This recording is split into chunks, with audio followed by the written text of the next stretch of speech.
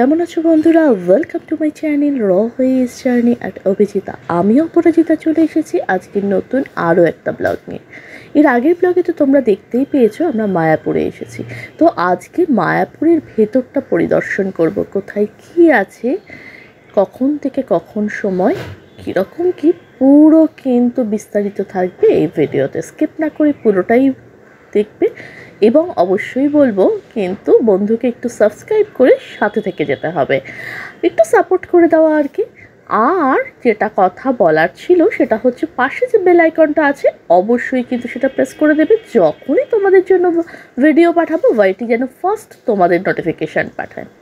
কথা বলতে বলতে দেখতেই পাচ্ছ অনেকটা ভেতরে কিন্তু হেঁটে চলে এসেছি। আর ওই যে দেখো কথা দিয়েছিলাম গরুর গাড়ি করে কীরকম মানুষ ঘুরে বেড়াচ্ছে না, এর আগের ভিডিওতে নিশ্চয়ই তোমরা দেখেছো, না দেখে থাকলে অবশ্যই দেখে নিও কীভাবে আমরা মায়াপুরে এসেছি।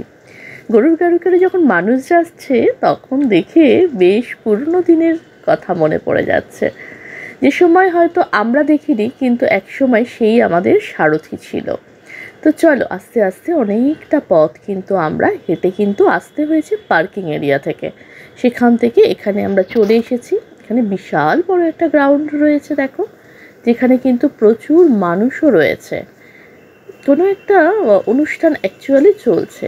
আর প্রত্যেকটা জিনিসের কিন্তু ডাইরেকশন দেওয়া রয়েছে, যে কোন দিকে টয়লেট রয়েছে, কোন দিকে ফুড জোন রয়েছে বা কোন দিকে থাকার জায়গা রয়েছে, সব কিছু কিন্তু এখানে ডাইরেকশন দেওয়া রয়েছে। তোমরা সেই ডাইরেকশন অনুযায়ী কিন্তু চলবে। এখানে অলরেডি একটা মেলা চলছে দেখো, গীতা মেলা 2024-2025।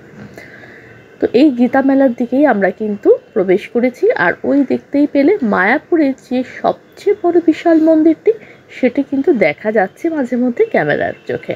আর এই হচ্ছে সেই মেলা প্রাঙ্গণ, নানা রকম জিনিসের কিন্তু সম্ভার নিয়ে এই মেলা প্রাঙ্গণ একেবারে রেডি। চলো একটু ফটো সেশন না করলে হয়, তাই একটু ফটো সেশনও করলাম আর কি।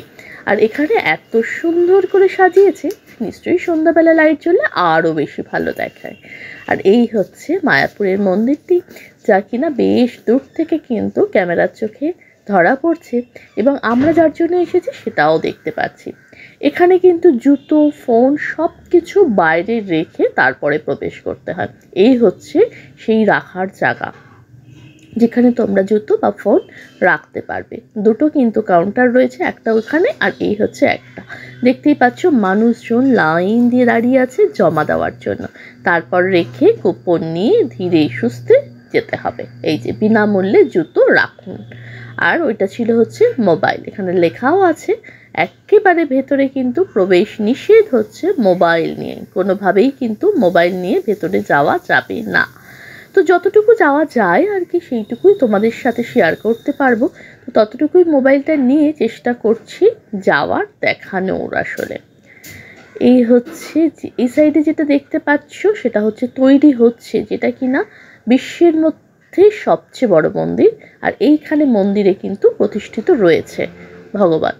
তো দুটো কিন্তু দু সাইডে রয়েছে। একটা এখন যাওয়া যাচ্ছে টিকিট নিয়ে, কিন্তু ভেতরে কোনো রকম মূর্তি প্রতিষ্ঠিত হয়নি, অর্থাৎ পুজো পরিক্রমা শুরু হয়নি। আর আরেকটাতে তো রয়েছে, সেটাতে আমরা অবশ্যই যাব, পরিদর্শন করব।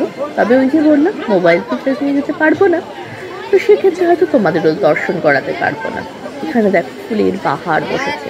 আর এইটাই হচ্ছে কি বিশ্বের সবচেয়ে বড় মন্দির যেটা মায়াপুরে অবস্থিত, সেটাই কিন্তু মানুষে এখানে কিন্তু টিকিট কেটে কিন্তু ঢুকতে হবে, এটার কিন্তু টিকিট রয়েছে। আর এই সাইডে দেখো এখানে তো প্রচুর একেবারে অনেকগুলো কিন্তু ভবন রয়েছে। তো আমরা আস্তে আস্তে এদিকটায় আসলাম তোমাদের দেখাবো বলে। এখানে কিন্তু টাইমিং রয়েছে, সেই টাইমিংয়ের মধ্যেই ঢুকতে হবে এবং সেই টাইমিংয়ের মধ্যেই টিকিট কেটে বেরোতে হবে। তো এখানে কিন্তু টাইমিং রয়েছে এবং 60 রুপিস করে রয়েছে, 60 বা 30 এরকম কিছু একটা রুপিস করে রয়েছে পার হেড। এই হচ্ছে ভেতরটা, কিন্তু আমরা আসলে অ্যাকচুয়ালি আমরা ঢুকিনি। আর এখান থেকে তোমরা মহাপ্রসাদ নিয়ে নিতে পারো।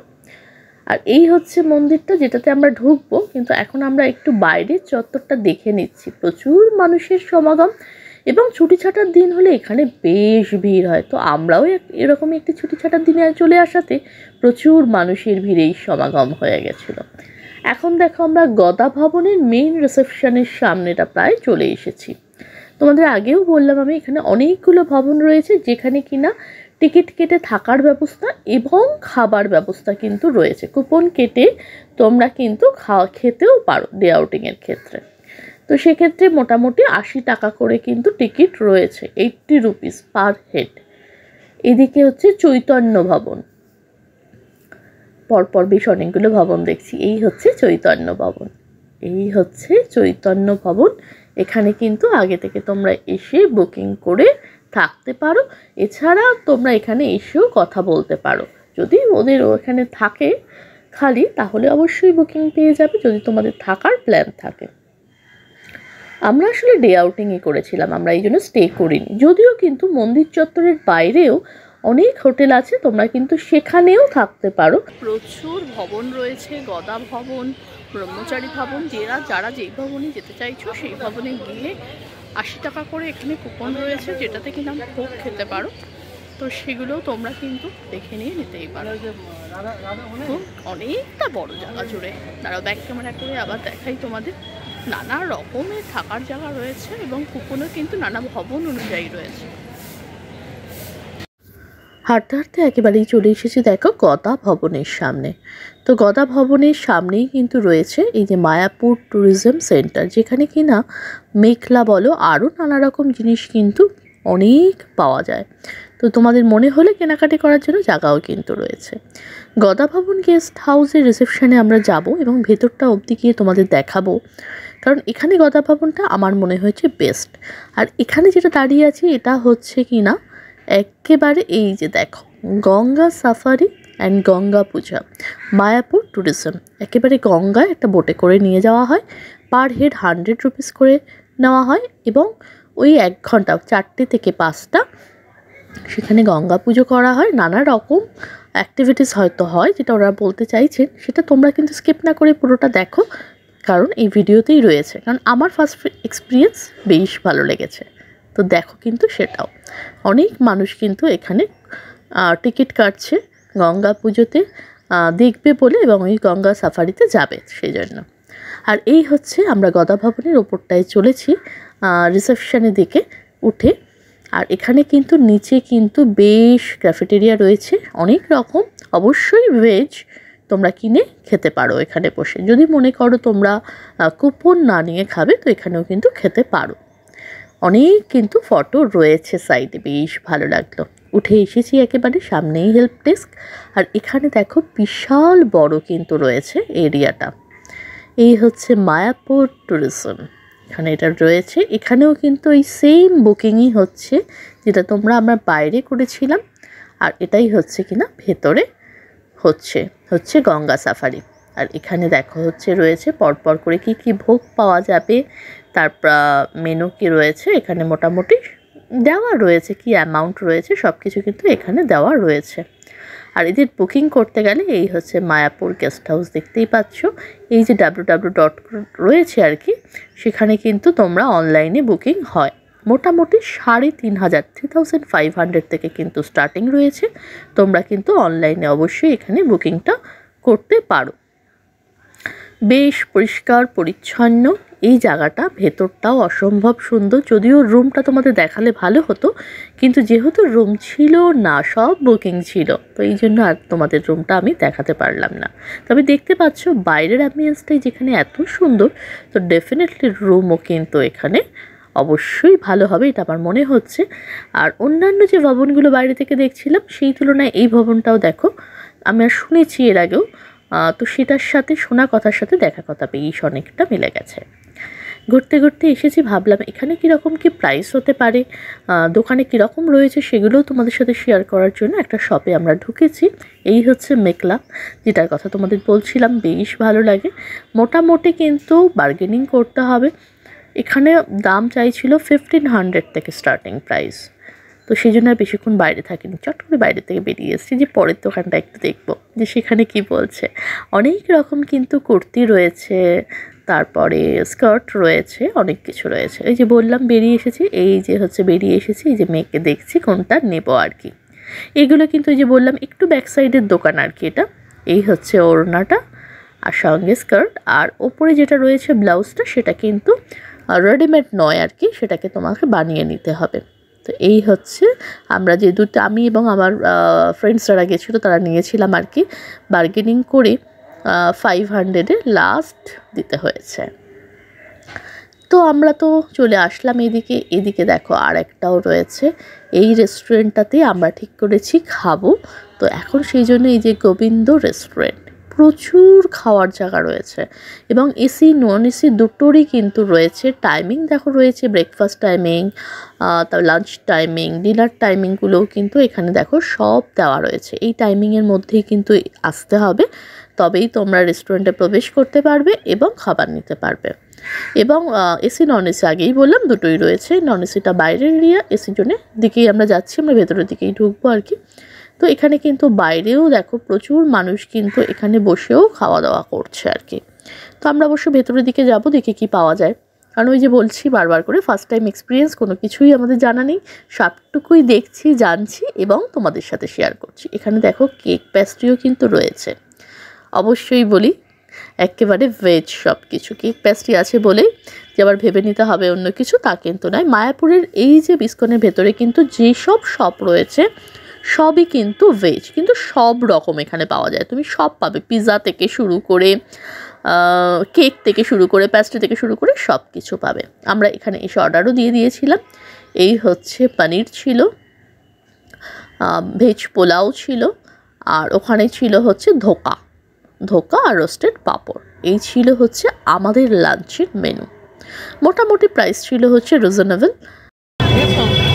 আমরা একেবারে বেরিয়ে পড়েছি, দেখা যাচ্ছে না অন্ধকারের মধ্যে। এখন যাচ্ছি হচ্ছে গঙ্গা ঘাটে, টোটোয় উঠে পড়েছি, 10 টাকা করে সার্ভিস। ওখানে ঘাট থেকে নেমে আমরা হচ্ছে ওখানে গঙ্গা বিহার করবো নৌকাতে, সেটা উঠে পড়েছিলাম। এই হচ্ছে আমরা টোটোতে উঠে পড়েছি, সামনে অভি, এদিকে মাম্মা, আর এদিকে হচ্ছে সীতা। সবাই আমরা এখন উঠে পড়ে এখন যাচ্ছি হচ্ছে গঙ্গা ঘাটে, সাথে থাকবো। আমরা নেমে পড়েছি ঘাটে এসে। এবার এখানে কিন্তু প্রচুর দোকানপাটও রয়েছে, প্রচুর দোকানপাট রয়েছে। এবার আমাদের উনি আসছেন, এসে নিয়ে যাবেন। আমরা হচ্ছে নেমে পড়েছি। এবার এই ভেতরের দিক থেকে হেঁটে আমাদের সবাইকে লাইন দিয়ে যেতে হচ্ছে। সবাই আমরা এরকমভাবে লাইন দিয়ে হেঁটে যাচ্ছি গঙ্গা পার অব্দি। ওখান থেকে আমরা বোটে উঠবো। বেশ কিছুটা পথ হেঁটে আমরা একদম পৌঁছে গেছি ঘাটের কাছে। সামনেই কিন্তু দেখতে পাচ্ছ নৌকা রয়েছে, আর এরা 3 জন সবার আগে পৌঁছে গেছে। তো চলো আমরা আস্তে আস্তে ধীরে ধীরে সবাই এক এক করে উঠে পড়ি এবার নৌকাতে। সেই দিকেই কিন্তু চলছি আমরা আস্তে আস্তে। প্রথমেই অভি একেবারে চলে গেছে, সর্বশেষে অবশ্যই আমিই থাকবো, কারণ আমি সবটাকু একেবারে ক্যামেরাবন্দি করতে হবে তো নাকি। অবশ্যই বলে রাখি এর মধ্যে সাবস্ক্রাইব করে কিন্তু সাথে থাকতে হবে, বন্ধুকে একটু সাপোর্ট করে দিতে হবে। চলো সবাই মিলে একসাথে বলি জয় মা গঙ্গা। ওই দেখো অভি অলরেডি নেমে ঢুকে গেছে, আর ভেতরে দেখতেই পাচ্ছি মানুষজন কিন্তু আগে পৌঁছে বসেও পড়েছে। কিন্তু এখানে নামার সময় অর্থাৎ নৌকাতে ঢোকার সময় কিন্তু ধীরে সুস্থে একটু ঢুকতে হবে। এখানে দেখতেই পাচ্ছ পুজোর সামগ্রী যেটা বলছিলাম সেগুলো কিন্তু অলরেডি উপস্থিত রয়েছে।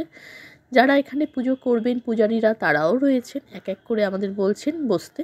তো আমি ঠিক করলাম ওদের ঠিক অপোজিটেই বসবো, যাতে ওদেরও ক্যামেরা বন্দি করতে পারি। ঠিক ভেবেছি না? তোমরা একটু বলো তো আমাকে কেমন ভাবনা আমার।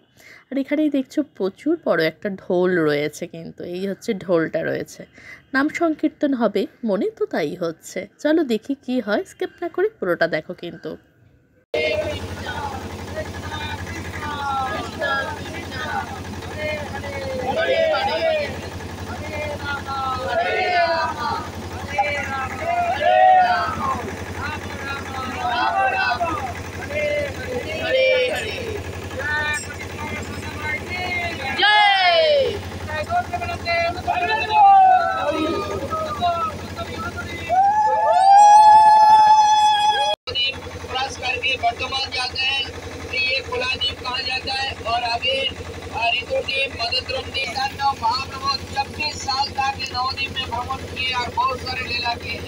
इस गंगा पे 2 घंटा आरती में है, इसलिए ये गंगा को गौर गंगा कहा जाता है। गौर गंगा, बोले गौर गंगा के जय।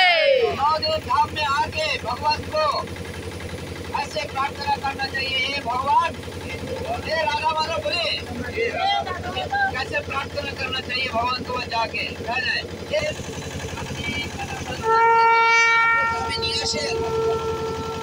এরপরে ওই সন্তান যখন বড় হবে আপনাকে চারে করে ঠেলতে ঠেলতে এনে কৃষ্ণ মন্দিরে নিয়ে আসবে। কোনোদিন হয়তো এরকম হতে পারে, এরকম মন্দিরে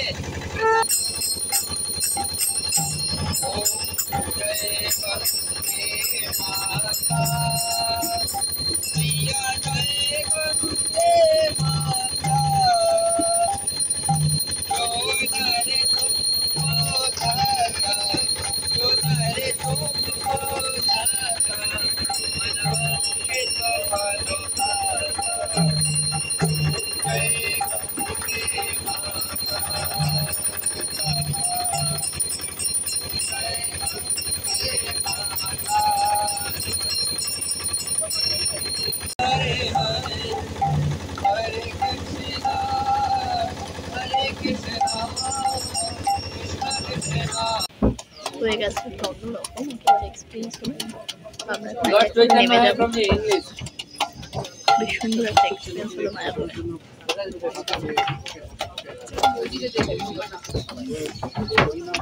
এই হচ্ছে সবাই এক এক করে নাম হচ্ছে, আমরাও নামবো, ভালো লাগে। আমরা নেমে গেছি, দেখি একটু এসো মামাই। এই আবার এক এক করে আমরা ফিরে চলেছি।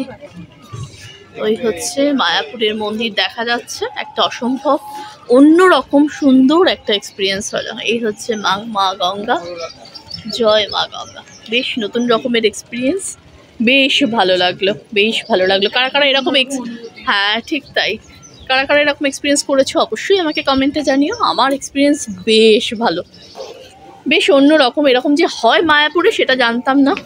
আর এটা সম্পূর্ণ ক্রেডিট গোস টু ঈশিতা। এই যে আমার সামনে ঈশিতা হেঁটে যাচ্ছে, ঈশিতা।